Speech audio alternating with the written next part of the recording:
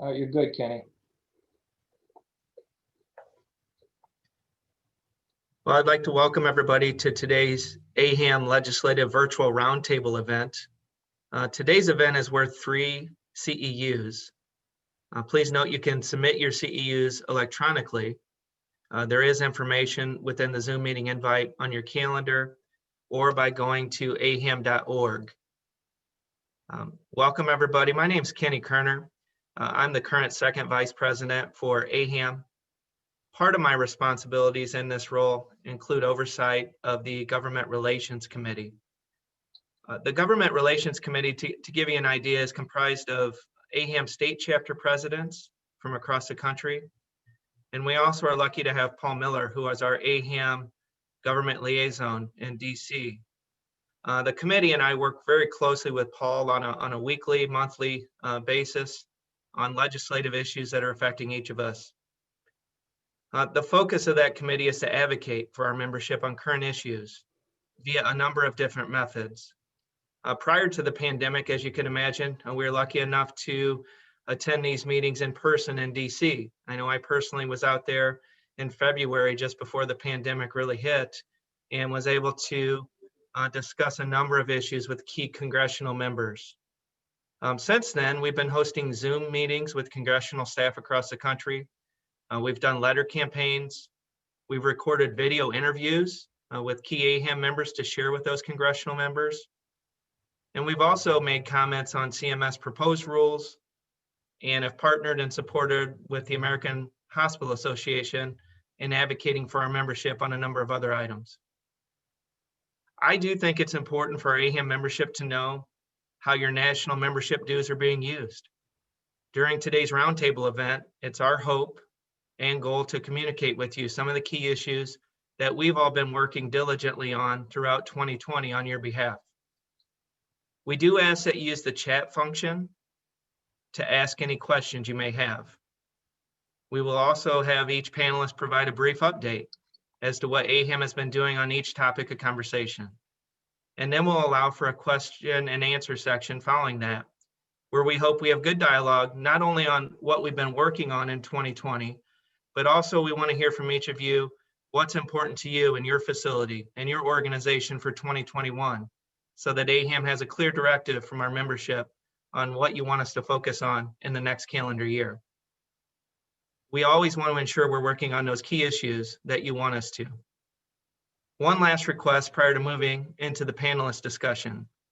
If you haven't already done so, please go out and like us on LinkedIn, Facebook, and on Instagram.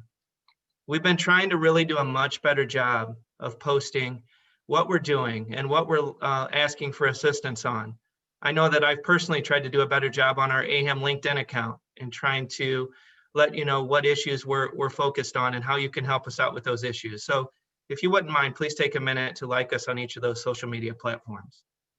And with that, I'm going to turn this over to Paul Miller. Paul's our AAHAM Government Relations Liaison, and he's going to moderate today's event for us. Paul. Thank you, Kenny. Thank you, everybody. Good morning or good afternoon, depending on where you're at. Welcome to AAHAM's Town Hall discussion. As Kenny mentioned, in focus, the post-election healthcare preview. This has been an unusual year, as you all know, and it's been very different here in Washington, and we expect it to be even a little bit more difficult in 2021. So I wanted to just share with you some of the things that AAHAM has been doing. Pandemic, as Kenny said, it's been very busy for each of these folks who have been very active here in Washington through Zoom calls, phone calls, and things of that nature. So with that, I'd like to say a special thanks to National AAHAM for hosting this. I think it's very timely and it's very important as we get ready for a new administration to take over on January 20th, 2021, to get their insights on the things that have been impacting your businesses directly, your hospitals directly. Our speakers today, we have Rich Lovich. Rich Lovich serves as the National Legal Counsel to the American Association of Healthcare Administrative Management. In that capacity, in 2016, he testified before the United States Commerce Committee on needed changes to the TCPA. This is one issue where AAHAM has been focused on for a number of years and continues to make strides towards success. And with the Supreme Court looking at some issues that will have some bearing on us going into the new Congress.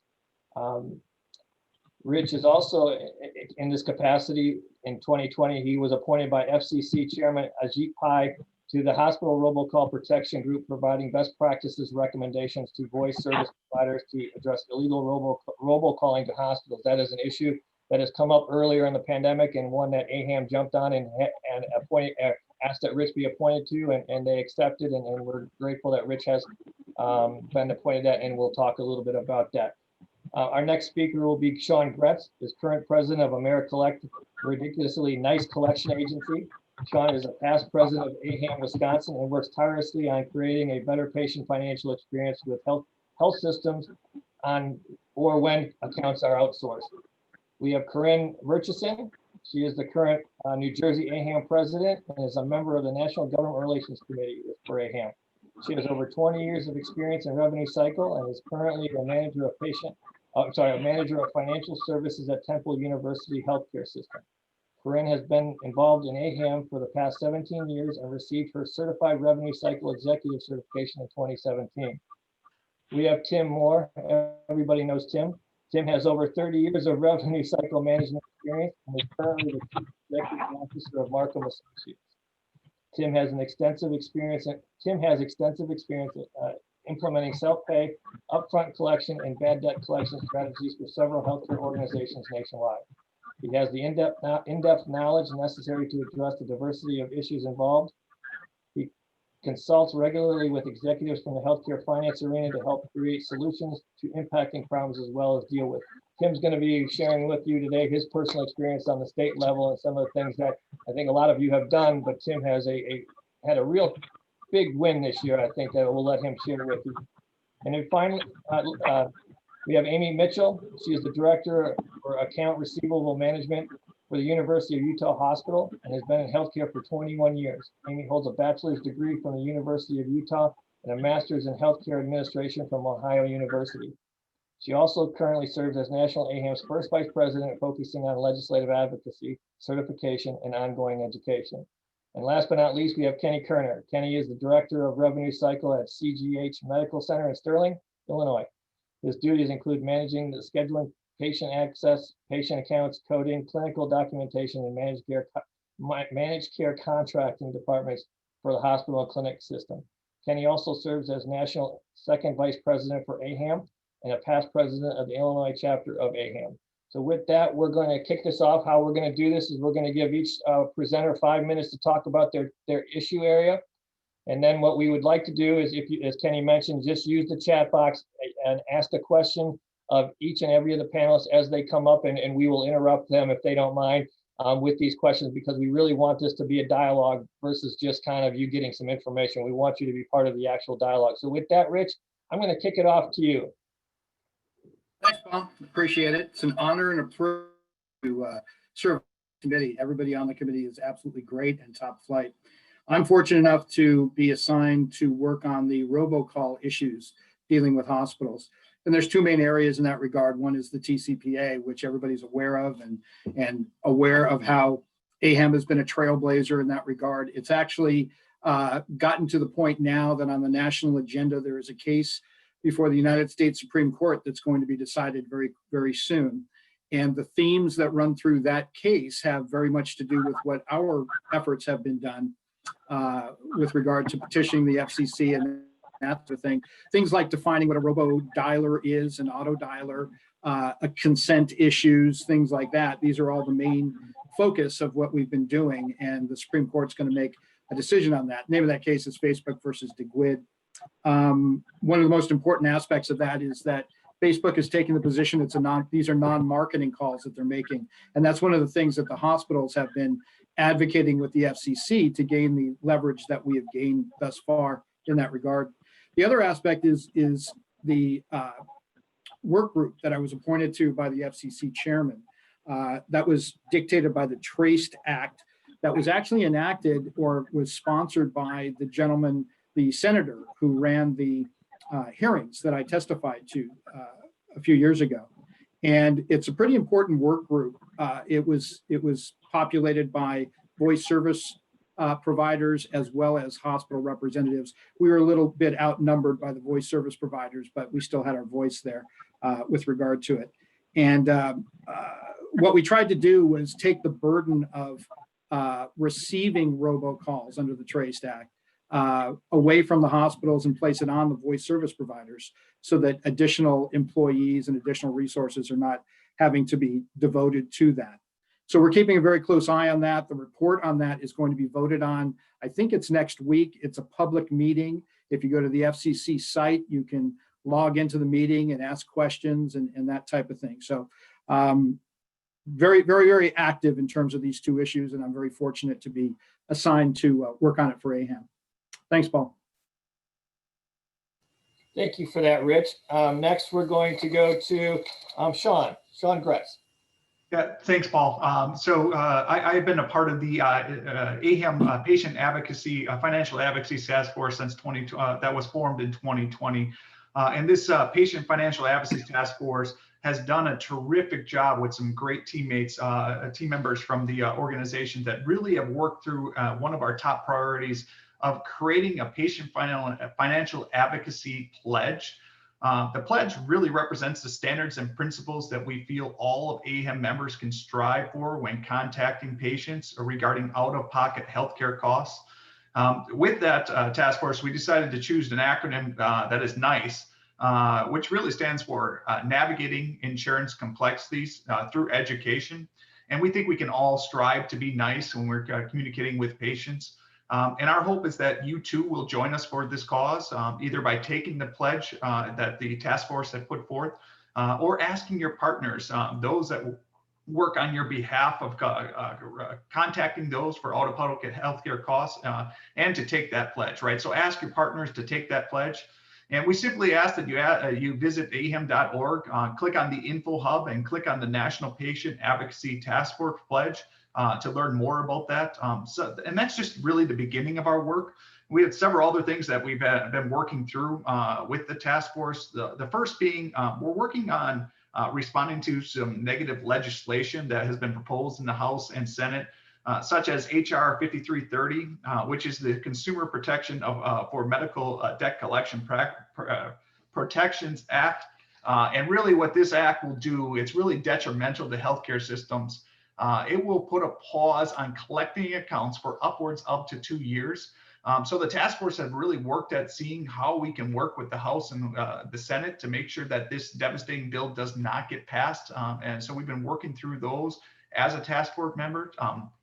And really what we're asking you all to counteract this is we need your help to explain to House and Senate members the importance of our role in financial recovery, the financial recovery for patients. We really need you to discuss with your the House and Senate members how we help patients, and not only qualifying for third-party coverage, such as Medicare, Medicaid, and commercial insurances, but also free care through financial assistance. So we need to really spread that message much more to those House and Senate members. They understand what has been happening. And finally, if these aren't an option, then work to set up an agreeable payment plan and the work that we do on that part to help patients pay their bill. You know, in less than a year, we made some really great strides as a task force, but we have much more to do as well. And there's kind of a wish list of other things that we're doing as well. So thank you, Paul. Thank you with that, Sean. I appreciate that. There's already a question for you. So when we get done here, you'll get the first question there. Now we have Corinne Murchison, who's going to talk to you about price transparency. Wait, where is she here? Right. Corinne, you might have to unmute yourself. Hello. You just try it again.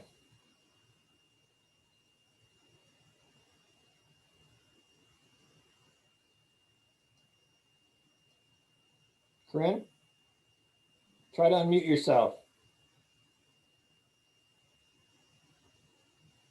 Kenny, while she tries to figure that out, you and I want to take this one? You got to unmute yourself. You have to unmute yourself, Kenny. Okay, yep, I sure can. I can help with that, Paul. And if Corinne's able to get unmuted, just jump right in, Corinne, on it. But pricing transparency is one that I think if you're working in a hospital, it's probably near and dear to your heart because you're probably in the final stages of fervently working to try to meet the regulation and the standard that takes place on January 1st. Corinne, were you able to get unmuted? Corinne, you could go ahead and take this. There you go, I, Corinne. yeah, so just to jump back on this.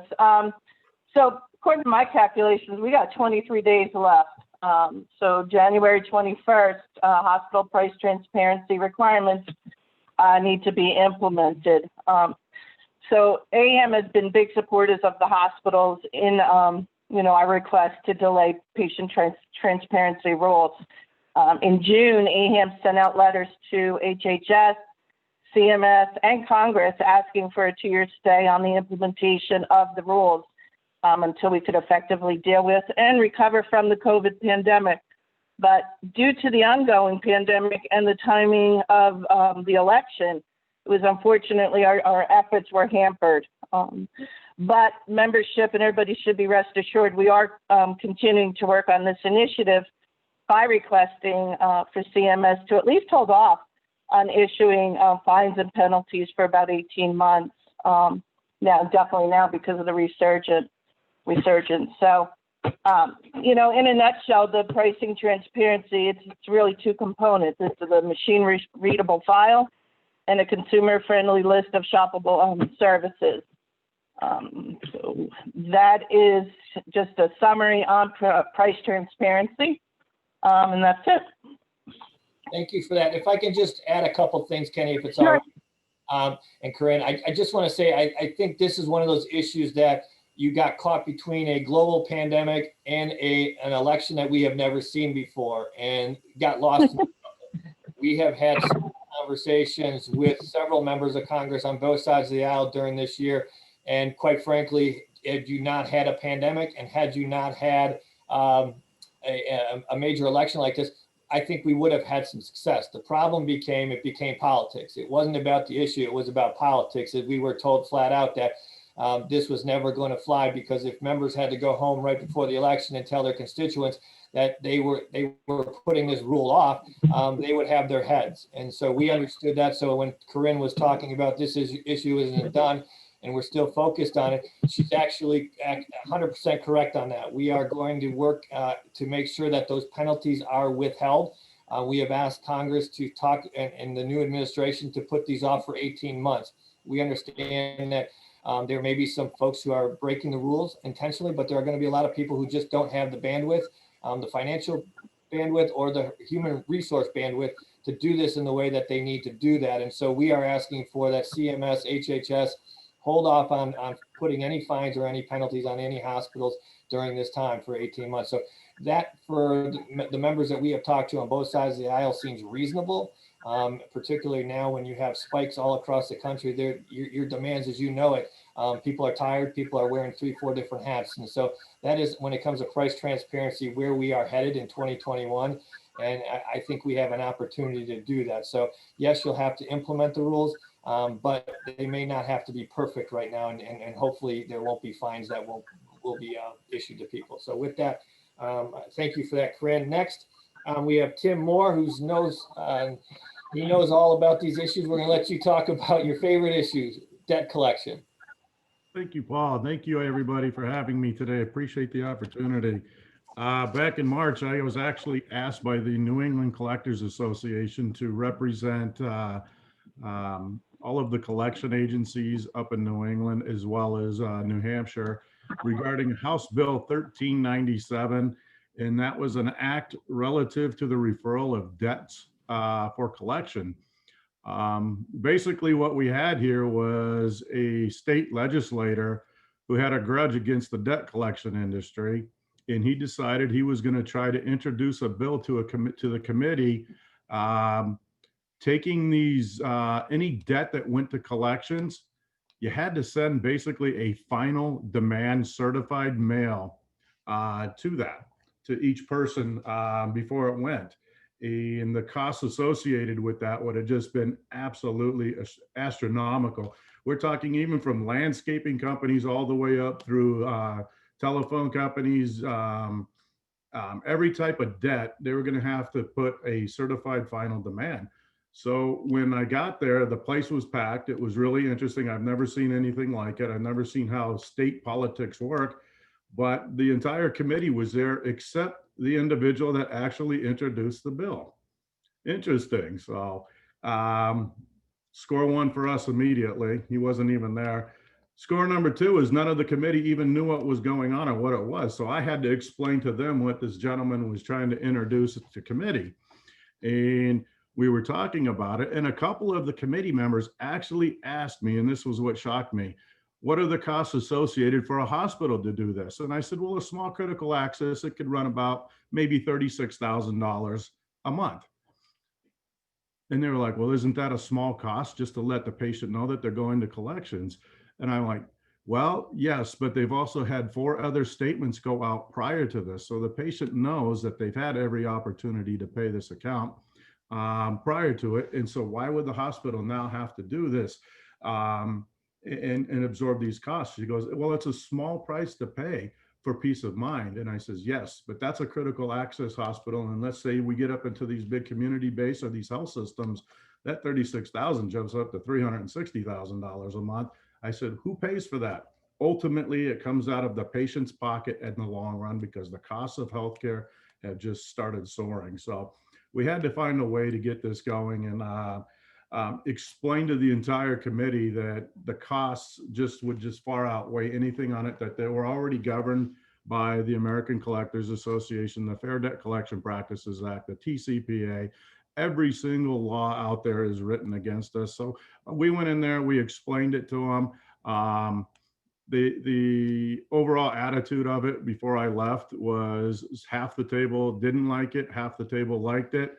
Less than 3 days later, we got the complete bill completely stalled out, done, over. It was not even an issue.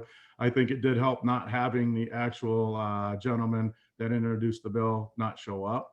But overall, it was a big win for the state of New Hampshire, a big win for the New England Collectors Association, and ultimately, it was a win for every agency across the country. So that was it in a nutshell. I had the wonderful opportunity of being there, and thanks a lot for having me here today, guys. And I think if I could, sorry, if I just add this, Tim, when you testified, that bill got sent to a committee where it was never going to see the light of day. Is that correct? Correct. Right, which is a good thing for you all. So good. Congratulations on that. Thank you. Next up, we have Amy Mitchell, who is no stranger to your advocacy efforts. She has been a queen of all these issues, but 340B has been one of the passions for Amy. So we're going to let her talk a little bit about 340B today. Thanks, Paul, and thank you for having me. Very much appreciate the opportunity to speak today. I'm really going to focus on what AAHAM has been doing on this issue for the last couple of years. So we had taken this as an issue back in 2018 during it was one of our legislative day topics.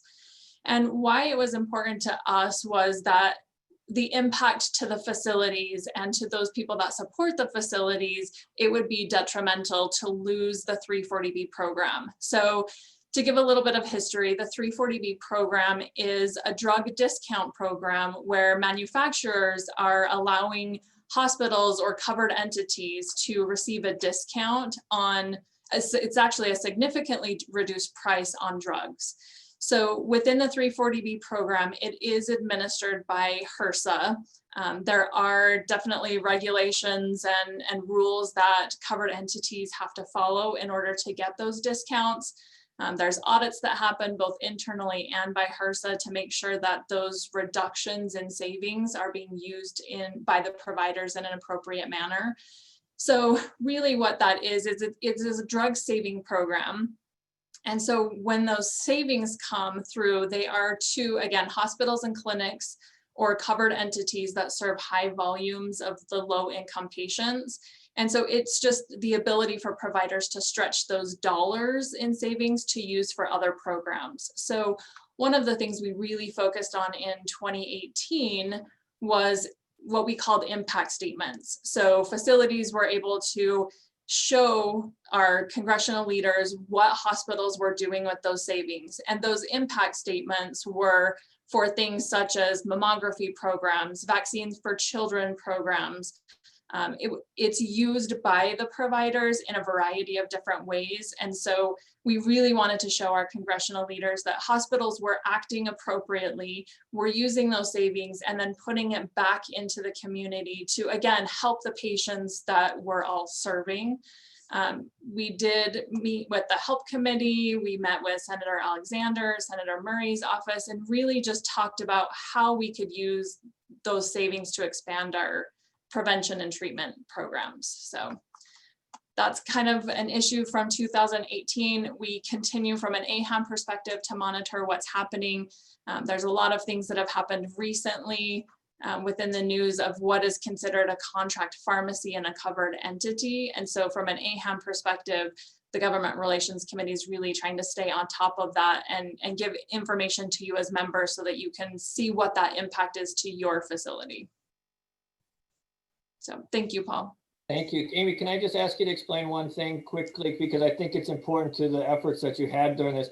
Can you talk about some of the conversations that we had briefly with Senator Murray and Senator Alexander's staff? I mean, when they asked questions and when they made the comments they did, can you kind of share with them what their kind of response to you was? Yes, so some of the comments were from a billing perspective. So, 340B, depending on your facility, it may be put into place by a variety of departments, right? It could be the pharmacy, it could be revenue cycle, your accounting department. So that varies through different facilities and how you're set up. One of the questions was from a revenue cycle perspective, we have to send separate modifiers on claims to talk through, did the facility receive a discount? Is this a 340B drug or is it not? So as we started talking through that, some of the conversations were, well, it really is just easy to put a modifier on the claim. But they didn't necessarily understand that that modifier is one modifier in 1,000 different scenarios. So when we actually were talking through from a billing or hospital perspective on even getting a claim somewhere, they did not necessarily understand the intricacies of how that would work. And then the other part of that conversation was really, we are trying to, again, use those savings for other programs. And so they were not necessarily connecting the dots between hospitals are essentially getting savings from manufacturers, and then they're reinvesting that into the community. They're thinking more along the lines of, it's going to the bottom line or it's going to bonuses and things like that. So again, through the impact statements that we collected from many members, we were able to demonstrate, one, the complexities of billing, and two, really where we were using those funding.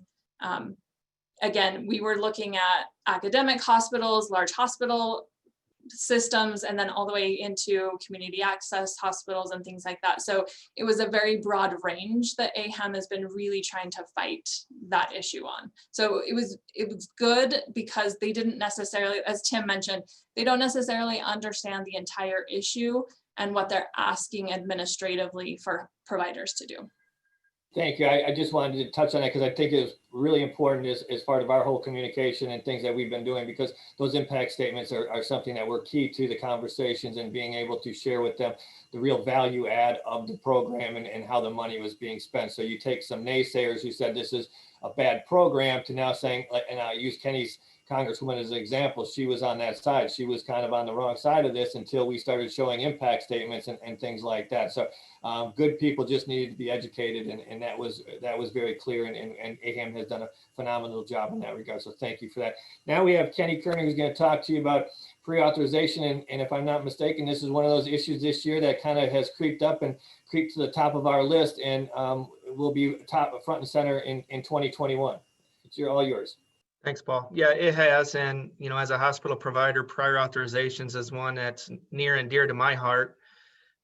We've just seen these explode from a requirement standpoint here at my facility, and it's added so much operational costs and efforts that it is something that I'm very passionate about. And I think AAHAM's done a nice job of identifying this as one of the major issues for our hospitals and health systems.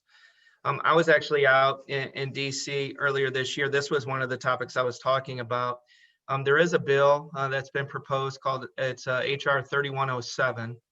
The name of that bill is Improving Seniors' Timely Access to Care Act. Doesn't sound like it involves prior auth just by the name of it, does it? But this has some information about prior auths in it. This bill is a bipartisan bill. It's got 262 co-sponsors, 138 Democrats, 124 Republicans. So this bill could have some legs to it once the pandemic settles and we get past the election. So we've been watching it closely. We've been trying to educate key members of Congress on it. The bill has been referred to the House Ways and Means Committee. It also went to the House Energy and Commerce Committee. The bill as it stands now is okay, but from an AAHAM standpoint, we have some asks that we're trying to get included in it. Currently, it just focuses on Medicare Advantage. And if you're in a healthcare organization, you know that your prior authorizations really come from your commercial, your Blue Cross, and if you're lucky enough to have Medicaid managed care in your state, you're getting those from them as well. This bill is trying to standardize some electronic prior authorization language, which is good. It wants real-time decisions, which are also good. Sometimes we wait a long time right now to get a prior authorization back. It also requires health plans to annually publish specific information about their prior authorizations. It asks them to tell the percentage of requests that they approve, which is something that I've long advocated for. I mean, if they're approving 98% of all requests on something, why are they really doing it? And it also asks them to talk about their average response time, which is critical because sometimes you could go from 2 days to 15 days to get one back. So where we feel it falls short, though, we have a number of asks for AAHAM that we're asking for on your behalf. Medicare Advantage is fine, but we're asking to expand that so that it includes the other requirements for other commercial insurance companies. We'd also like to expand that to Medicaid managed care. We're also asking for a standardization of what means medically necessary. Right now, if you work at a hospital, each health plan has a different standard on what makes a test to become medically necessary. So as a healthcare provider, you juggle that and have to know specific to that insurance what different criteria you have to meet in order to get there. So we're asking for some standardization in that language. The big ask from my standpoint, one that we battle is I call it a family of codes. Currently today, if you're a healthcare provider and you get a CPT code authorized, which you have to do, if the physician goes in and, for example, is doing a surgery and decides he needs to do something or he or she needs to do something just a little different while in the surgery, but essentially the same procedure, it will code out to perhaps a different code, maybe just 1-digit difference. The insurance company will deny that prior authorization because you got your approval for the other code. So we've long thought that is crazy. We would ask for a family of codes where if you get something approved with one code, we'd ask to incorporate a national standard of a family of codes that encompasses those surgeries that are very similar with the one that you got authorized. And then that would be approved if something very similar is done. So I think that's our big ask on that one, and we'll continue to fight for that. In addition to that, the other thing we're watching is an agency called CORE, C-O-R-E. CORE is the committee that has the ability to try to standardize what's being done from a HIPAA standpoint regarding everything up to prior authorizations. CORE recently put out a study that was really interesting that I shared with our Government Relations Committee. They had 30 states and they got responses from 30 states that have prior authorization response rules and requirements. These requirements currently vary from you can give a health plan 24 hours to respond as a standard to up to 15 business days. So I thought that really showed the variance that's out there for us that we deal with and how that has to be standardized. It also showed that right now only 13% of all prior authorizations are done electronically, which I know we all live and breathe if you're a healthcare provider. The study showed that it costs $14.24 on the average to do a manual authorization, $14.24. If we could do that electronically, it would be $1.93. So I think that's something that we want to work with as we work with Congress to show their estimated savings on this in the healthcare community was $500 million a year, which is a big number, I think, that we can share with members of Congress on why we need to standardize. CORE recently presented to the Director of HHS, Secretary Azar, and also to a national committee that handles these standardized messages. Out of that committee hearing, they just sent a letter to Secretary Azar and at the end of November that we're watching with 2 requests that came out of that committee. One is to standardize clinical attachments so that they can be done electronically, which if you've done authorizations, you know, many times you can do a lot of the narrative and description with what you're going to do with an insurance company over their website. But when it comes to clinical, there's not a standardization for clinical attachments that we've seen. And many times those have to be sent separately, which delays the authorization. So that was a good ask out of that committee. The other one is just to standardize the requirement of the messages from insurance to insurance so that everybody uses the same requirements. You think that would be the case with HIPAA, but it really isn't. That one, they actually asked for a pilot program to be done, which was a little discouraging to me because sometimes those take a long time, but I'm encouraged that at least people are looking at prior authorizations at this point. I know that when I came back, Paul, I know we met out in DC with my Congresswoman, Sherry Bustos, and I think it was enlightening for her office to understand how this works for hospitals. I think when you hear you want to save money for patients and for health plans by requiring something to be prior authorized as a congressperson, you think that's a great idea, but I don't think you see the effects it has on our hospitals and healthcare. We've added a tremendous amount of staff and technology to handle this, and I think it's important for them to know that. So I'll end with this, Paul. Just last week, the OPPS final rule came out, and here's a quote from CMS in the final rule. CMS is continuing to focus on reducing unnecessary increases in the volume of covered outpatient department services through the use of prior authorization. CMS continues to believe prior authorization is an effective mechanism to ensure Medicare beneficiaries receive medically necessary care. That tells me that prior authorizations are going to expand from a government level, and that's why I think it's so important, all the work AAHAM's doing to educate members of Congress on this so that we can fight things like this off. So thanks, Paul. That's what I have on that. Perfect. Just before we get started with the Q&A, and just remember to use the chat box or the Q&A box and send your questions in. Even if they're not on topic here, we're happy to try to answer them if we can. With that, I'm going to start with Sean. Sean, we have the Patient Financial Advocate Pledge is something new for AAHAM and something I think is very critical going forward, trying to message on the issues that you and Tim had talked about. Can you share, Samantha has a question for you. For those who have taken the pledge, do you know if they proactively communicate that or post that information for patients to see as they come in?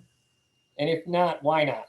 Yeah, so honestly, I wouldn't know if they have, but I would encourage it, right? So I think the best thing is to encourage individuals to share that pledge, not only with their patients, but also on their website. So a great example of that would be on their plain language summaries that each hospital facility, just not-for-profit, has. It'd be a fantastic idea to put that pledge on there so patients can see what it is and why you're pledging that, and or on your billing information on your website. So I would highly encourage it. I also encourage, if it's coming from a partner, I would highly encourage having it on their website, sharing that information out there as well with your partners in the hospital industry, so they know that you're taking that pledge as well. Perfect, thank you. Next, Rich, I'm going to turn to you. You have been the king of TCPA out here. Anybody who has watched that 2016, I think, hearing saw you take apart former Senator Claire McCaskill. And so I just want to ask you a question about the new task force that you're on. From the stuff that you've been working on, how does that currently, I guess, translate into importance to AAHAM members? How is what the recommendations are? How is that going to be a value add to the hospitals that AAHAM represents or works with? Sure. Number one, it's great that we have a voice on that work committee. Otherwise, we would have been completely outnumbered by the voice service providers on this TraceDAC thing. But what we tried to get across to everybody is that with regard to the TraceDAC, that focuses on robocalls that are received by the hospital as opposed to those that are being blocked going out, or you're being sanctioned because you're falling outside of the TCPA, that kind of thing. And what we tried to get across to the other work group members is that while hospitals are making calls that should not be blocked, hospitals have partners that are an essential part of the revenue cycle that keeps hospitals open. So what I tried to do during the meetings was to make sure that any requirements that were being put in place did not prejudice the partners that are also making these calls, meaning that you make a robocall that is not illegal, it's not a marketing call, but yet it's being blocked by the voice service providers. I didn't want them to put in place any type of restrictions that would be applicable to hospital partners, that in an attempt to shield the hospitals from receiving robocalls, that type of thing. So there's a value add there with regard to the fact that we've got revenue cycle folks in AAHAM that are not providers necessarily, but are vendors that rely upon the ability to use modern technology in terms of handling their work and that type of thing. The other aspect to it is a lot of talk on the work committee was in terms of putting the burden on hospitals to report the fact that they're receiving robocalls and taking the initiative in terms of implementing remedial action to prevent them from receiving robocalls. And we advocated for the burden to fall on the voice service providers as opposed to the hospitals. If hospitals have to take the initiative in that regard, you're talking about an expenditure of resources that could otherwise be placed in much more productive ways. So those are the type of things that we try to do, is protect the hospital partners as well as not overburden the hospitals when they are trying to block these calls from coming in. That's kind of the mirror image of TCPA. TCPA protects hospitals from being sanctioned for making robocalls. The Traced Act and the work group was with regard to receiving robocalls that are outside the statute. Perfect, thank you. Before we move on to the next question, we got a couple polls we thought we would throw in here for a little bit of fun. So if everybody would just go ahead and answer. Give you a couple seconds.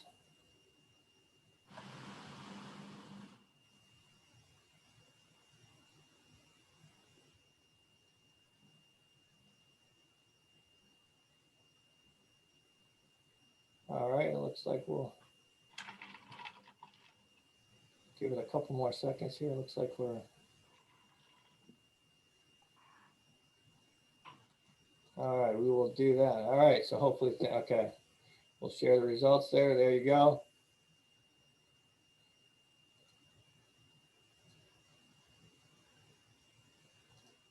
All right.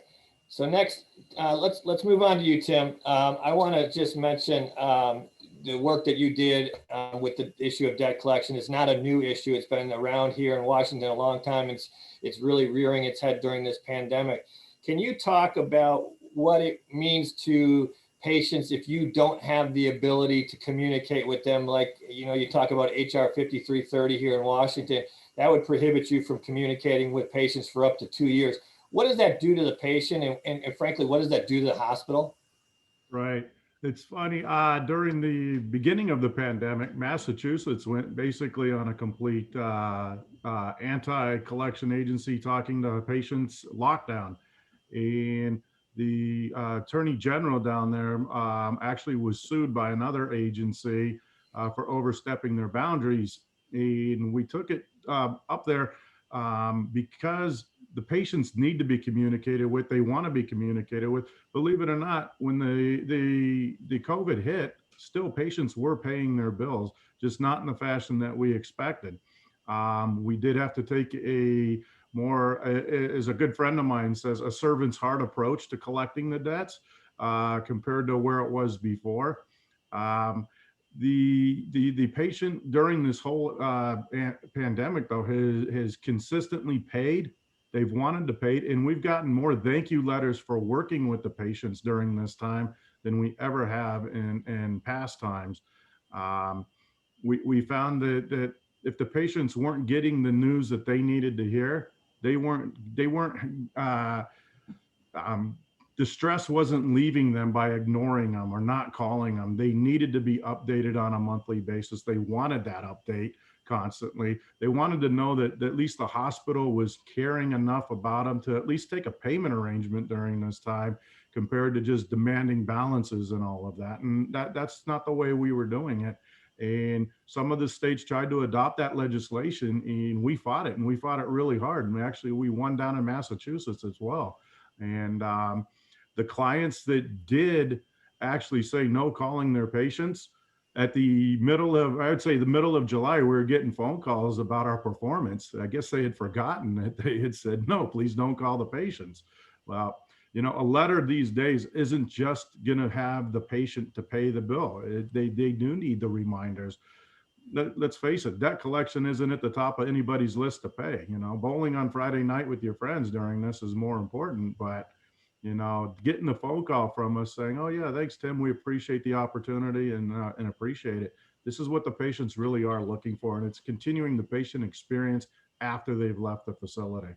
And this, if I can follow up with both you and Sean can answer this, if you both would, are by the way Congress and even state legislatures are looking at this, are we encouraging people not to pay now by putting these rules in place? I mean, Kim, you mentioned patients are willing to pay and they're trying to pay and they want to pay. I think there's a lot of surveys out there from reputable organizations say people want to pay their medical bills. They just want to find ways to be able to do it effectively and affordable.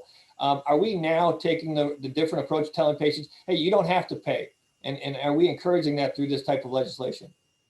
I firmly believe that that's exactly what's happening. Everybody truly wants to pay their bills if they have the means necessary. It's finding those means necessary and working with the patient. Yes, maybe today they can't pay $250 for this bill, but maybe they can work it out in a $50 a month payment. And a lot of times it wasn't happening to that prior to this. And I think a lot of us have come together and decided this is a really good way of approaching the now and getting the patients to pay. Sean, how about you? Yeah, we have a saying in our office that says most of the time patients are telling you, I can't afford to pay in full today. What that really means is they want a payment plan and they feel good about it when they take care of their debts, and that's a great thing. But it's and one thing I think I go on top of what Tim said is there's also the help that we provide the patients in finding insurance, helping them with not only COBRA and understanding that there's COBRA out there right now as you become unemployed, that your previous employer can help pay for those bills by paying for the COBRA or help you provide with the insurance. Also the capability to apply for financial assistance. So we need to continue to communicate with those patients to help them find additional resources and or, you know, Medicaid scrubs, Medicare scrubs, commercial insurance scrubs. There's a lot of insurance payers out there that we just, sometimes the hospital facility just doesn't know there was a payer there. Kenny, this one's for you. Hannah has a question. Is AAHAM trying to get legislators to push commercial insurances to forgive authorization issues hospitals have faced due to COVID-19 surges? To this point, we haven't been able to do anything from that standpoint, from being able to push them due to the pandemic. We did have discussions. You know, I've talked to my Congresswoman's office on that. Unfortunately, it's been really tough right now, to be honest, with, you know, when we were doing stimulus packages and then the election came, it was just a really tough environment to get anything done. That is something we would like to see happen. That's something that I know I'd advocate for and I will advocate for on AAHAM's behalf as we move forward. But the environment's been really tough to get. Thanks to, I know we face that with pricing transparency, Paul, but you know, I think we're up against it a little bit with prior authorizations, but it's a really good idea and question. It is something that we can take back to DC to see if we can get some movement on. Thank you. And again, thank you, Hannah, for that. But if people have questions like that, please throw them in there, because if we don't have answers for them today, it may be things that we can add to the discussion. If it's all right, Kenny, that we can talk about these issues on the road and maybe throw them into the agenda. I want to go over to you, Amy. 340B has, again, not been a new issue. And one of the things early on we heard was about the reason they wanted to get rid of the program was because of all the abuses of it. And then Big Pharma came and testified before Congress saying how expensive this was. What do you say to those two questions if you're hearing them, and how do you react to that? Well, I think there's a couple of things. So one, the first is abuses and addressing the potential for abuse. Because of all of the audits that are done through HRSA, so this is a program administered through HRSA, any provider that is a 340B eligible provider goes through multitude of audits, again, both internally Within HRSA, there are other auditing companies that will come in and make sure that those dollars are actually being used in the appropriate manner. So for the biggest piece, there really isn't a lot of fraud going on. With Medicaid, these providers also have to be Medicaid eligible and follow those Medicaid rules. So we have additional audits on that side as well. And then what was the second part of that? Just the cost. One of the things we heard was it's just such a huge cost to manufacture or pharma manufacturers to provide these drugs. Is that a real statement to make? I would say no. In the research that we've done from an AAHAM perspective, again, this is not taxpayer money. So that is another argument that also comes up quite a bit, is that it's a misuse of taxpayer money. It has nothing to do with taxpayer dollars. The manufacturers are having to give the drugs and distribute the drugs to hospitals anyway. So in order to do that, really it's the hospitals that are capturing the discount and then providing that information back to the manufacturer. So it's a distribution program. It is not a rebate program. So that is one of the things that is coming up actually currently, that manufacturers are requesting that it moves to a back-end rebate program. That's one thing. I see Lori had a question there in the chat about a call to action potentially. So I would say on this issue, you know, there is a bipartisan letter that was sent to HHS back in November, I believe around the 13th of November. It was signed by 217 members of the House, really urging the administration to block the drug manufacturing industry from converting the upfront pricing to a post-sale rebate. So again, it kind of goes back to what we've been talking about of the administrative cost of healthcare. In order to do that, again, we have audits, we're not misusing funds, it's not taxpayer dollars. Manufacturers are having to distribute the drugs anyway, but let's not do it at an additional cost on providers to do it at a post rebate. So kind of answering two questions at once, but I think that's one call to action I would say, is really look at what's happening. If your representative has signed that letter, reach out to them, thank them for doing that and supporting your hospital and your community. And if they haven't, maybe share that education on why it's important and get them to sign on to that letter. Perfect. Can I just follow up with you on that one comment here? When we're talking about abuses in the program, are people confusing abuse with taking the savings and using them and other key aspects for the hospital? So when you're looking at the program and how the money was spent, they're saying, okay, this money here, now we found it over here, when that money is really going to help other patients in the community. Is that fair to say? I think that could be, again, it's a perception and maybe a lack of education, and why those impact statements were so important. Because again, every hospital can use those funds in a different manner to give back to their community. And when we were doing the impact statements, if you ask a facility, they will know where those dollars are going. So I think that we just need to be able to be vocal and educate people and tell them really, what are you using those funds for? You know, in some facilities, again, you may use it for a vaccine campaign, giving discounted drugs to people who can't afford it, versus another hospital maybe using those funds in an educational manner, things like that. But they are tracking them. You have to, that's part of the being involved in the HRSA program, is tracking those dollars. So I believe any facility could probably provide that if asked where those funds were going. Kenny, this one's for you. Going back to the issue of pre-authorization. Can you tell us what specifically you have seen and experienced locally at your hospital regarding this issue? Yeah, so my facility is not a large facility. We're not critical access. We're about 100 beds, so we're kind of one of those tweener hospitals. But to give you an idea, you know, locally, probably what everybody else is seeing across the country as well, but, you know, Medicaid managed care, you know, back in 2017, to give you an idea, we did 400 authorizations for Medicaid managed care companies in the whole year. This year, we're on pace to do 20,000. So it's jumped from 400 to 20,000 authorizations. So obviously, that leads to staff. We went from 2 staff members to 6 staff members to handle this because it is so manual. And that kind of ties into what I was talking about, where we're trying to get some standardization of this. Right now, most of what we do is just a manual process.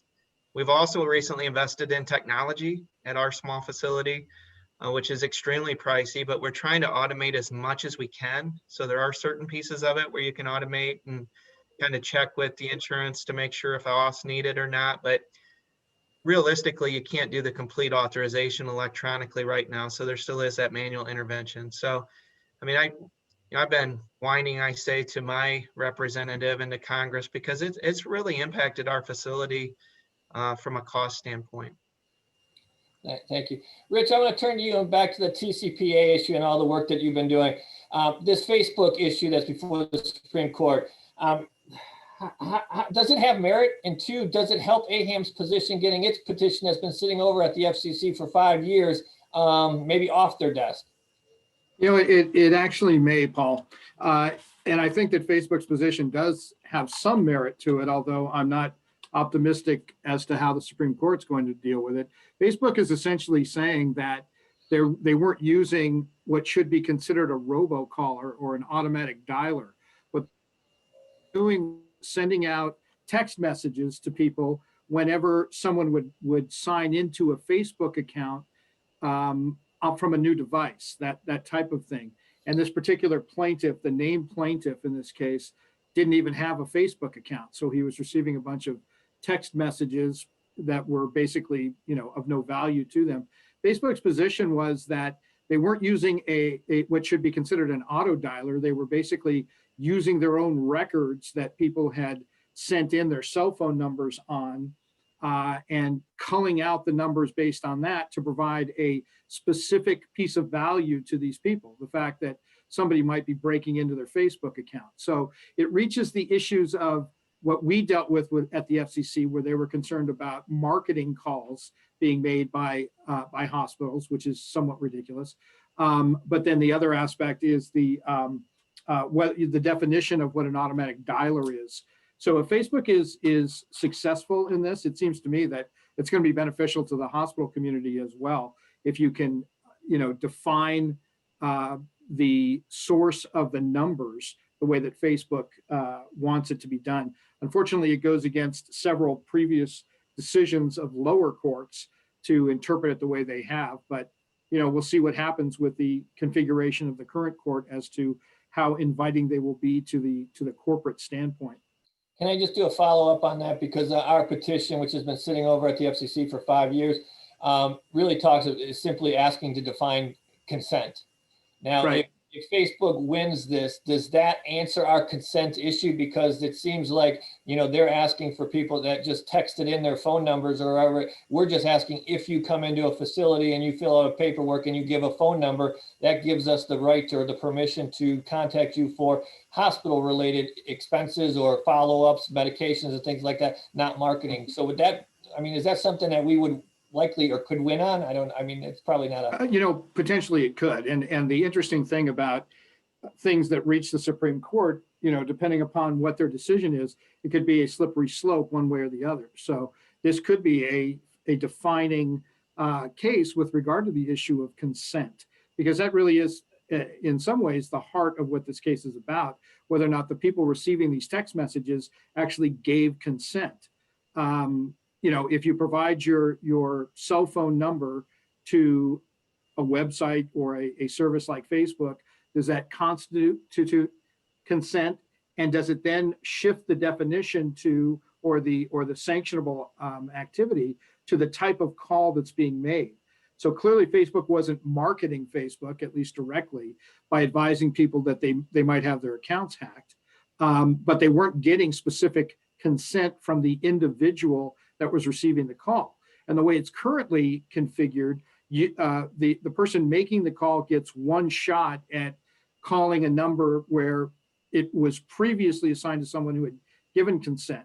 If the Supreme Court finds in Facebook's favor in this regard, it could open up the idea of consent and loosen up those aspects, which again would benefit the hospital community. All right, thank you. Sean, I want to move back to the patient financial advocate and pledge and seal, because I think that's one of the most important things during this pandemic that AAHAM has done this year, particularly when you're looking at Congress and state legislatures trying to limit your ability to talk to patients. You all have come up with a pledge and a seal that really focuses on patient care. Where do you feel this task force will make the biggest impact going forward in 2021? I know this, it's an early start and we're getting some good number of people signing up for it, but where do you see this going in 2021? Yeah, I do feel that the biggest impact is actually for the patient. Why we all have jobs is because of the patient coming into our facilities to get care. And the same thing for outsourced partners as well. We look at that patient as having that biggest impact is if we all can treat the patient the correct way and provide them a great patient experience, then that's where the impact will be. And I think one of the things that we're looking at in the future is also working down that patient level as well, to the point where we provide an FAQ for patients to help them understand their medical bills. Because the more we can explain away that complexity, the easier it is for that patient to pay. When we're on the phone calls day in and day out, all it takes is a little explanation of understanding that what a deductible is, what the amount they owe is, and after a patient gets to that point and understands that, yes, my insurance paid and it paid what it should have been, then they're more than willing to work out payment plans. But if we can treat those patients the correct way, I think that's going to have the biggest impact, is all of us working together to ensure that they're receiving a great financial experience even after they leave the facilities. Okay. Tim, I want to follow up with you on that. You're in the midst of all this. How does your business use the pledge? I know you've signed up for the pledge and you have the seal and things like that. How are you using it, and what impact do you think it's going to have long term from a national, from everybody who's in this line of business? Is this something going to be like a gold standard, or is this just going to be a passing fad where we see some other things that people put out and it just goes by the wayside? You got to put yourself unmute yourself. Thank you. Sorry about that. Actually, I see it becoming more of a platinum standard. I think many agencies across the country are striving to do something similar to this. A lot of people did the same old status quo during the COVID, and you had to adapt. You had to completely adapt. I like to think that where we stood as a company prior to COVID is pretty much how the pledge was written.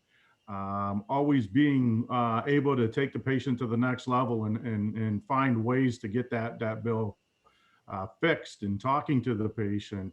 Sean said earlier, even just the Medicare scrubs and insurance scrubs, we've been doing that for years prior to this already, looking for every avenue to get the account paid for the patient prior to it actually even going to the bad debt side of it. If we can get more facilities educated about this pledge, I've seen that as the biggest hurdle so far, is they don't understand what this pledge and how it can help them. I know there's been some talking about how can we use this for marketing, and it's truly us going out once we're allowed back out of these closets that we're all in right now, and getting back out there and educating the actual facilities themselves of what we've done with this pledge and where we plan to take this pledge. I see 2021 as a big year for all of the outsourced partners. No matter what service you're providing, it all comes back down to the patient at the very end. So if we can get out there and educate, I think we have a huge opportunity to take it from the gold standard up to the platinum. Thank you. And this is for all of you, because I want to stay on this topic for a minute, because I do think it's very important as we go forward. We've started talking about moving away from the term debt collection and just really focusing on the term patient financial advocate. Kenny and Amy, you guys are in leadership at National, and you guys have been very involved in the creation of this. Rich, you as well. How do you guys see this playing out within the whole the entire profession going forward, using this pledge and seal? I'll start with ladies first. Amy, you go. We'll start with you.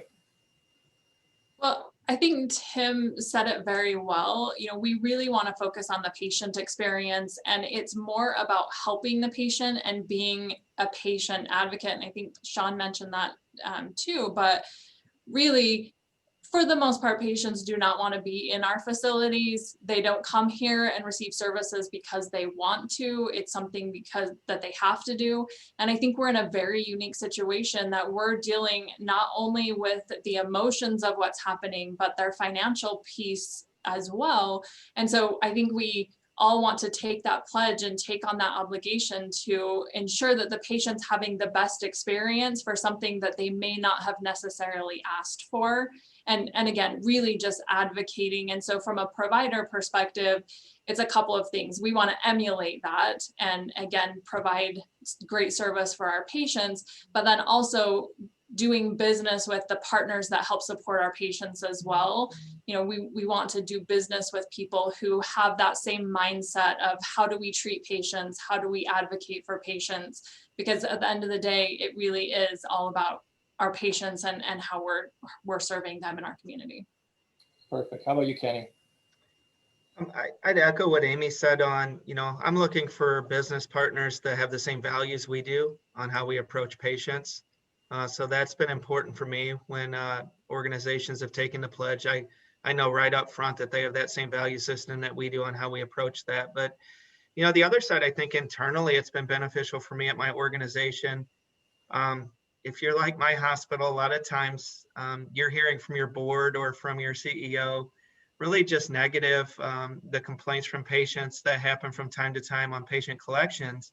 And the pledge gives me a really nice vehicle to use to show our board and to show our CEO, here's how we approach our patient collections. I think even within our own organization, we forget that at times. And we're able to use that to show, you know, this is what we're doing with our team in the revenue cycle. And this is the value we're providing to patients. And the pledge has been a nice vehicle for me to do that. I share that with my CFO, and it's something I think that we can market here in our community with our patients as well, just to say, this is how we're approaching when you have a patient due balance.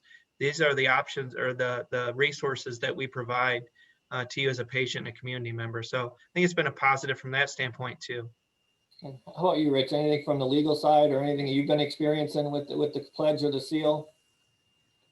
I haven't seen a lot of feedback, quite frankly, but I honestly think it's a fantastic step forward and something that AAHAM should be championing. And I congratulate Kenny for his work in that regard and the entire committee in that regard. I think one of the battles that we're fighting is the connotation of debt collector. And if we can transition that idea into helping patients understand that it's not just debt collecting, it's that there are several other avenues of funding that could help them in terms of meeting their obligations for their medical care. And that's what all the AAHAM partners do, all the hospital partners do. So I think from a public relations standpoint, it's a tremendous thing to do. I know I brought it up in the work group that I was in. They wanted to continually use debt collector when they were referring to the hospital partners that would also be impacted by the report. And I got a lot of pushback because they were saying we were, trying to rewrite history, or we were trying to, launch some sort of propaganda campaign. So it'll be somewhat of an uphill battle, but I think that AAHAM is the exact organization that can do it. And I really applaud the efforts in this regard. Amy, I want to jump back to you real quick. We've had a Trump administration for the last 4 years. Looks like we are transitioning to a Biden administration. How does 340B play in those changes? I mean, will we see a more sympathetic Biden administration, do you think, or are we still going to see people, and it's really been on the Republican side, pushing to kind of cut or eliminate the program? Yeah, I don't anticipate any major shifts. It will be definitely interesting to see. I guess time will tell in many things. I don't know that it's really necessarily been one side or the other. A lot of it has come from the manufacturer side and just really not wanting to give up those discounts or change the way that the program is being written. One of the big things that is happening right now, just since September, is that manufacturers are kind of backing off how contract pharmacies work. So right now, a provider essentially can contract with a contract pharmacy to distribute those drugs out into the community. And so we're seeing a lot of the manufacturers pull back and say, we will only do it within the confines of the four walls of a hospital or clinic.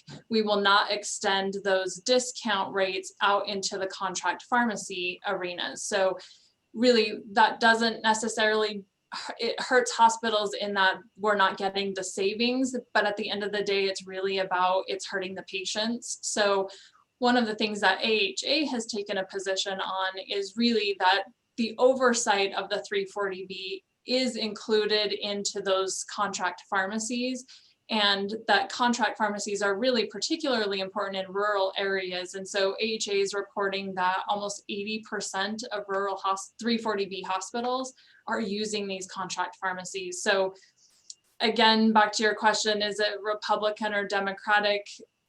I don't know that I would say that for sure, but the way that the rules are being read or interpreted, that may be something that we, again, from an AAHAM perspective, we really need to watch and see if anything comes in terms of an executive order or reversing any of the previous orders that have come out. But that is definitely something we need to watch for in terms of how the contract pharmacies are viewed and what regulations come back.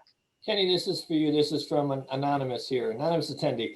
I know I should already know this, but I was wondering if it is possible to get the link that identifies the pledge that we have been talking about. I have not seen it yet. So is there a way that we can push out the link to the pledge broader, I guess maybe is the question here? Yeah, we sure can. And it's also available on our AAHAM website. So if you go to aham.org, the top banner has a link on it that'll take you directly to the pledge page. So you can go there and you can sign up for the pledge. We also have other resource information there that speaks to what the task force has been working on. We have a list of all the organizations that have currently taken the pledge. So you can see that as well. And we can also, in addition to having it there on the website, we have been proactively trying to send that out from time to time to our AAHAM membership with that link. The website's probably the easiest way to get it though, Paul, at this point. And Sean just posted the link here in the chat box, so it's there for people to get if they want to. Excellent. Rich, I want to turn back to you. It's the same question I asked Amy. We have a changing of the guard here in Washington, it looks like. How is your task force going to be impacted by a changing of an administration, or will it not, or will it have zero impact on it? You're talking about the work group that with the FCC, Paul? Yeah. It actually ends next week. Okay. So the mandate from the Trace Act was that the recommendations had to be turned in by the end of this year. So the final meeting in front of the FCC chairman is, I believe, next week. I think AAHAM's going to put out a link to the public meeting where people can ask questions, and a vote on the report is going to happen. But the work group itself is going to end at that point. How the Biden administration is going to approach TCPA issues, you're probably in a better position than I am to gauge that. I think it depends on how business friendly they are. Just looking at it from a high level type of thing with regard to that. I know there will be a new FCC chairman that will be taking over. And so I guess we'll just have to wait and see. And, our petition is still on somebody's desk at the FCC. Hopefully it'll boil to the top and somebody will take a look at it and get somebody's signature on it. But we can only hope.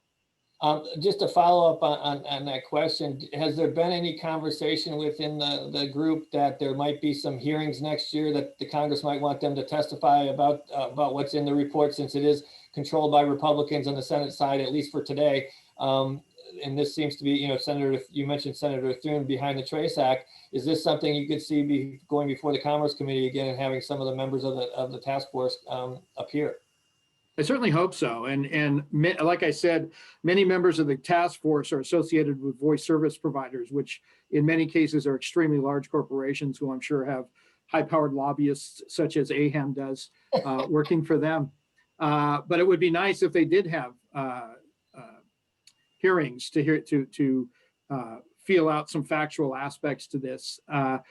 Again, being dominated by the voice service providers, it seemed to me that a lot of members of the group were just simply unfamiliar with issues dealing with the hospitals.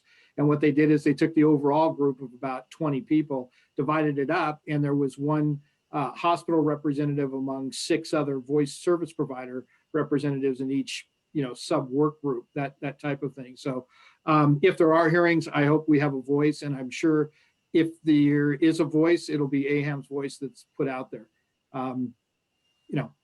Perfect. Kenny, can I turn to you since we've lost Corinne on price transparency? Can you answer the question, what standard charges must be made public starting in January under the new rules? Do you know that? I do know that. I don't know if I know that from memory. We've been working on it vigorously. I don't know if Amy has it from memory, but it's certainly something too that we can provide from an AHAM level 2 to that person that requested that. Amy, do you have that from memory? I have the list, but not in memory. I don't have it from memory either. I know it's on the CMS website, but yeah, we can definitely send it out. It's the list of 300 and then your 70 shoppable services. This issue wasn't on our core list to talk about, but it is something I think I'd like to broach if it's all right, because you guys have been working so hard on it. And I think we're part of the folk groups that kind of prevented this from becoming law this year or even last year. And that's the issue of surprise billing. Kenny, I want to turn to you because you've been at the forefront, been to Washington, you and Amy both, to talk about this, John Courier and others. But where do you see surprise billing going between now and the end of the year, or even going into next year? Yeah, and the committee's been following it, and I think what we've seen is we don't anticipate anything happening from now until the end of the calendar year with surprise billing, but we do think that it's going to be acted upon in first quarter, January, February, March of 21. We were, this is an issue I was out when we were out in DC earlier this year. This is one we were talking about with key members of Congress, and we were advocating on behalf of our AHAM membership for that baseball style arbitration. We thought it was the best method and the fairest method to come to an agreement on a surprise bill that's in question. I always say if you agree to a government fee schedule, which many hospitals have through a number of programs, I think you'd probably be in the same boat I am, as if it's a government fee schedule, you're probably not even getting back the cost of the service. I'm not talking about making a profit. You're probably losing money on every single one of those. So the fee schedule is the original proposal, and I think that's where we thought it was going to go before we got involved from an AHAM perspective. I thought, I'm a little biased, of course, but I thought we did a nice job of educating Congress on that baseball style arbitration. And I think that's where it's going to end up. Would you agree, Paul, from what you know on that? Yeah, and I don't think you guys have gotten enough credit for it. I do, and I don't say this just because you guys are here. I think you do deserve a lot of credit for this thing being stalled. And I don't say stalled in a negative way. I say stalled in a positive way, because what we were seeing with the House Energy and Commerce Committee moving a bill that, Kenny, and with the measures Kenny was just referring to, and I don't think that would have been good for you. And thanks to the work that Kenny, Amy, John Courier, and others who came out here, and those state chapters who wrote letters, we were able to get Ways and Means to introduce a bill at the last minute that would really focus on baseball style arbitration. We have a very strong champion in the Senate with Senator Cassidy on this issue. So I think there is opportunity in early 2021 to move this. It does not, as Kenny said, it doesn't look like there's going to be an opportunity in 2020 to do this, and that's okay. I think it gives us a little bit more time to educate people on that. So thank you for that. Tim, I want to turn back to you on the issue of collection. You and Sean both. This is not going to go away. Pandemic, even with the vaccine, is not going to go away, and people are going to be still struggling to get jobs, pay some bills, and things like that. How do we go out to Washington and state capitals now and talk about this issue without looking like we just want to we want to bankrupt people? I think it's just putting the patient first, Paul. And everything we talk to them about is 100% patient and patient education. The insurance companies have made it almost impossible to even read an EOB anymore. We're there to teach these patients how to read those EOBs. When it comes to bad debt or debt collections, it's not even really bad debt collections anymore. It's still education constantly throughout the 180-day collection cycle.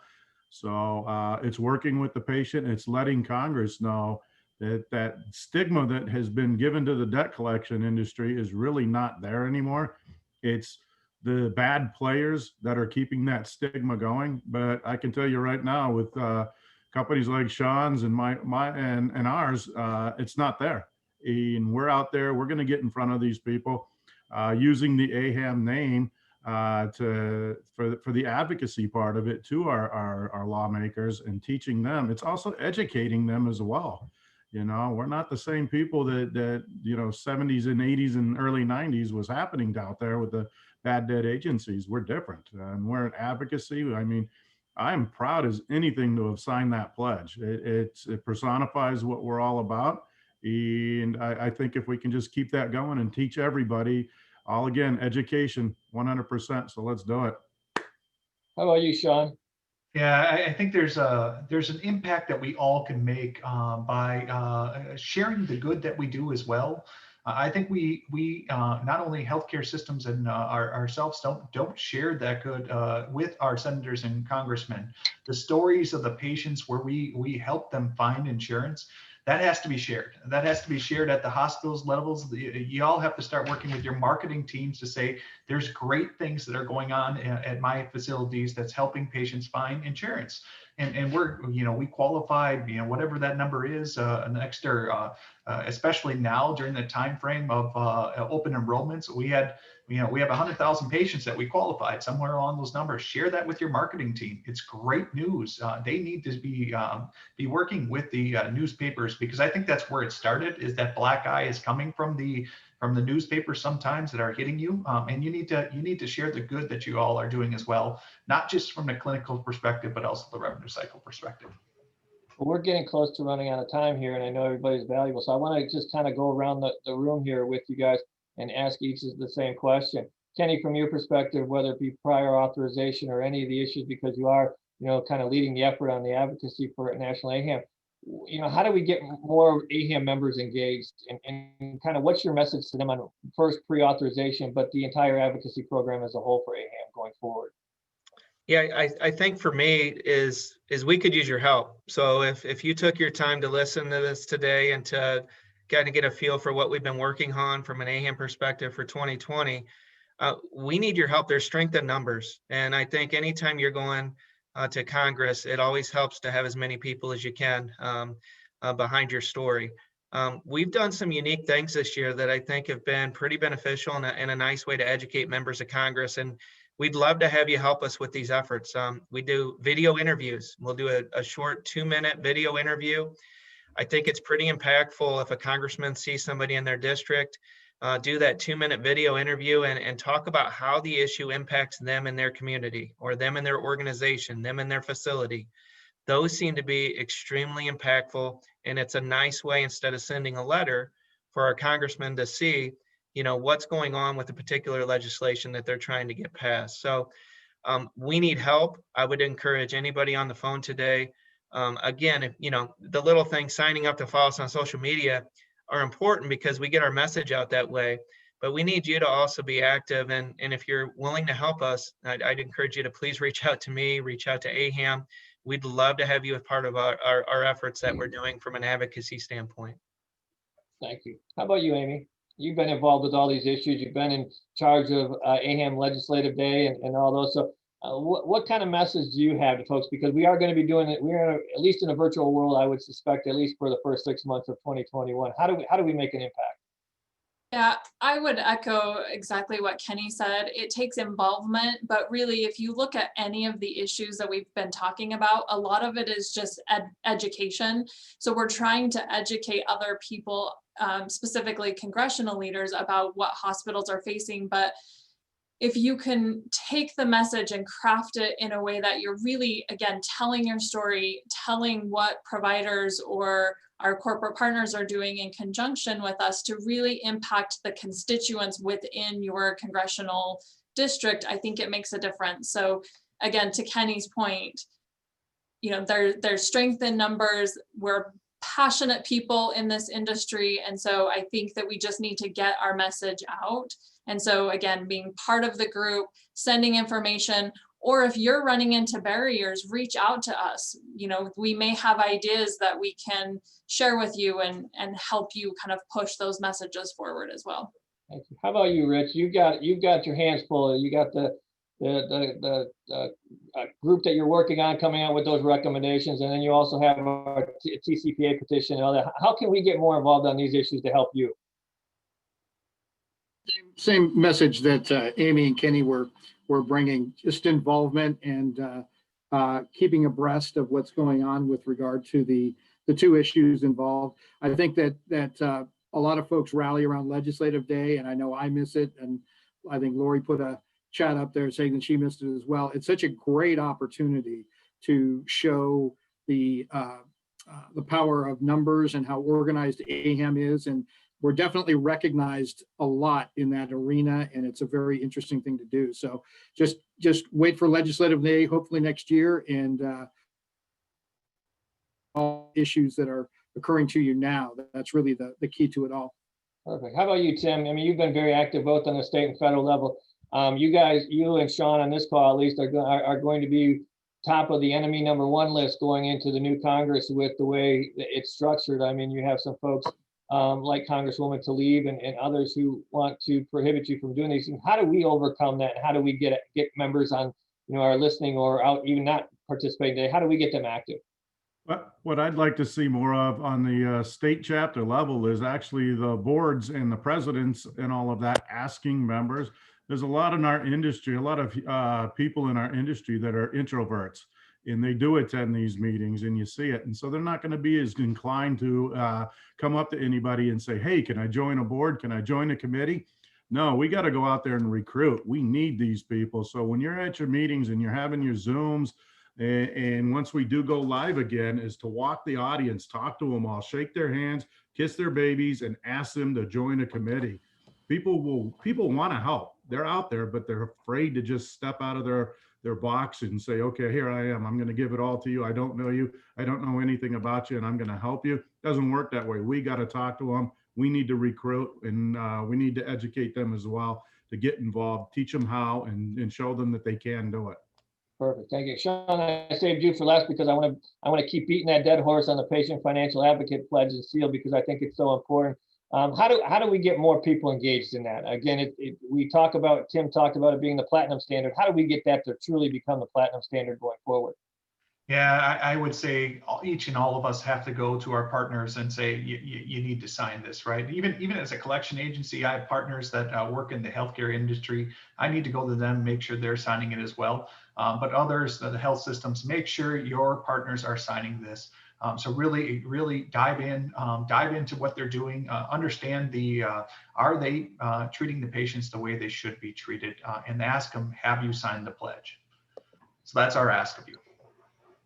Kenny, before I turn it back over to you for closing, I just want to add, thank you guys very much. This has been very informative. I think, you guys have a very engaged membership, and the fact that you had this many people on today during this pandemic tells you a lot about, where they are on the issue. So I appreciate that and applaud that. I just want to say there's a lot of opportunity going forward in 2021. And during this pandemic, this group and the Government Relations Committee, the other members of the task force and the leadership of AAHAM have really been working hard. I know you guys wear a lot of different hats within your organizations, but then you got to put this hat on and it's like spinning, you're like on a hamster wheel. And so it becomes difficult at times. So I want to thank you guys for that. And just urge everybody, you heard from these folks what they need. It's going to be very easy. Sign a letter, make a phone call, send an email. I think one of the things we really want to push in 2021 is the use of these videos. They're, no more than 3-minute videos. They're easy to do. You don't even need, we'll send you the questions. You can do it on your phone and send us the link type of thing. And to Kenny's point earlier, if you're not liking these folks on social media, get out there and do it, because I think that's the easiest thing you can do to participate. Share the things that Kenny and Amy and Rich and Tim and Sean and others put out. Share it, post it, pass it on. That's the way we're going to spread the word, particularly on the patient financial advocate pledge and seal is the way we get it to the broad public and things like that. So with that, Kenny, I'll turn it over to you for any closing remarks you have. Yeah, I'd just like to remind everybody once again, please go ahead and fill out your CEUs. There's also a survey. We'd really like that feedback. Again, within the survey, if you could also let us know what in 2021 is important to you in your organization. That way we have that direction from an AAHAM Government Relations Committee, and we're working on things that are important to our membership. I'd also like to thank Paul for moderating. Paul, you did a great job. I appreciate you taking time out of your schedule to do that today for us. And if you do want to become involved, I'd encourage you to please contact us. You can go to aham.org. You can reach out to our national office. They'll get you in touch with me or anybody that was on the panel today. And we'd love to have your help in our fight. So again, thanks everybody. I appreciate all the panelists in doing this today. And that'll conclude today's webinar. Thank you. Be safe, everybody. Thank you, guys. Thanks, everybody. Thank you.